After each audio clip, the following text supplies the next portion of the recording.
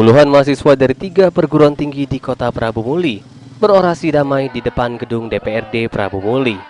Dalam orasinya, mahasiswa meminta pemerintah Prabu Muli menyampaikan tuntutan mereka menolak RKUHP, RUU KPK, RUU PKS, dan RUU Pertanahan yang saat ini menjadi kontroversi nasional.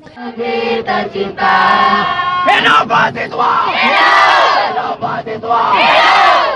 Selain itu, mahasiswa juga menyampaikan tuntutan mereka agar pemerintah dan pihak berwenang mengusut tuntas aksi penembakan terhadap mahasiswa di Kendari saat menggelar aksi demo serta orang-orang di luar sana, tapi kita lihat apa yang kita anggap benar bagi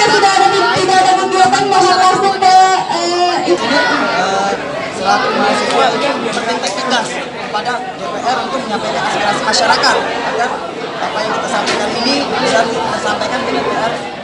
Usai menggelar orasi dan membaca Yasin, perwakilan mahasiswa diterima langsung Ketua DPRD Prabu Muli di ruang rapat untuk berdialog bersama dan mendengarkan aspirasi yang disampaikan oleh mahasiswa.